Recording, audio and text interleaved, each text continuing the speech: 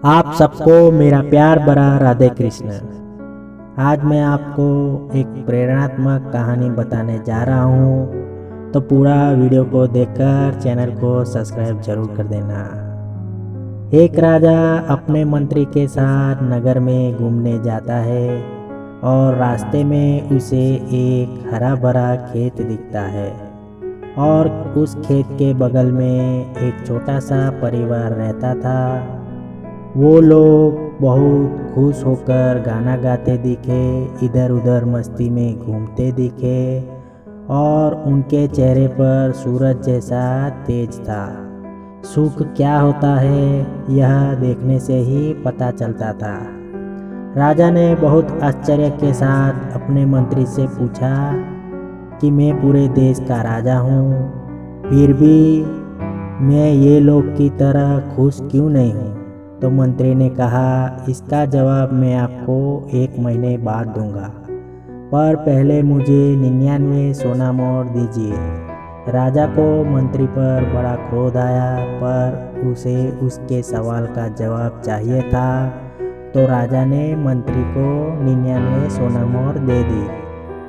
फिर मंत्री उसी रात को 99 सोना मोहर उसी सुखी परिवार के घर के पास रख देता है। फिर दूसरे दिन सुबह जब वह आदमी उस थैली को देखता है तो वह अपने घर के अंदर जाकर उसमें देखता है तो उसमें सोना मोहर दिखती है। तो वह सोना मोहर गिनने लगता है तो उसे 99 सोना मोहर मिलती है। तो वह सोचता है कि मेरी गलती से ये 99 है। तो उसने अपनी पत्नी को बुलाया और उसे गिनती करने के लिए कहा। तो उसकी पत्नी से भी 99 सोना मोहर ही गिनती में हुई। तो वह हताश होकर मन में सोचने लगा कि मैं ज़्यादा मेहनत करके एक सोना मोहर कमा लूँगा तो मेरे पास 100 सोना मोहर हो जाएगी। वह अपने खेत में दिन रात मेहनत करने लगा।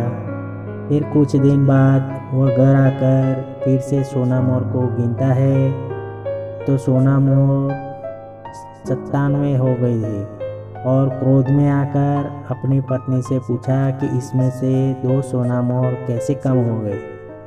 तो उसकी पत्नी ने कहा, 2 सोना मोहर में से मैंने मेरे लिए साड़ी लेकर आई हूँ, और उन दोनों में झगड़ा हो जाता है।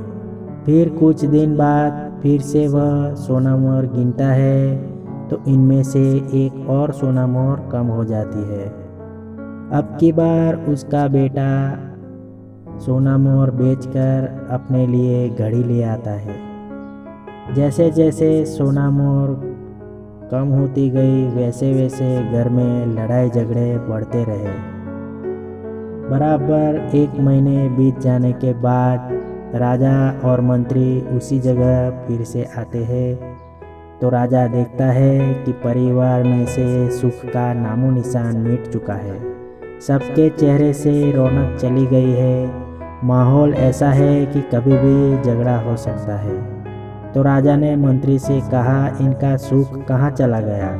तो मंत्री ने कहा, आपने दी हुई 99 सोना मोहर को मैंने इन लोगों के घर के सामने रख दिया और यह लोग 100 सोना मोहर करने के चक्कर में परिवार से सुख चला गया। तो कहने का अर्थ यह है कि हमारे पास नहीं है उसके पीछे दौड़ने से अच्छा है जो हमारे पास है उसमें आनंद से रहना सीख लेंगे तो 99% मुश्किलें समाप्त हो जाएगी। तो यहाँ पर मैं अपनी बात को समाप्त करता हूँ। अच्छे कर्म करो, दूसरों की मदद करो, दान पुण्य करो, गाय कुत्ते को रोटी खिलाओ, पंछी को दाना डालो, ध्यान मेडिटेशन करो, भगवत गीता का पाठ करो, निरंतर भगवान का नाम जप करो और अपने ही चैनल को लाइक शेयर और सब्सक्राइब जरूर कर देना। राधे कृष्ण।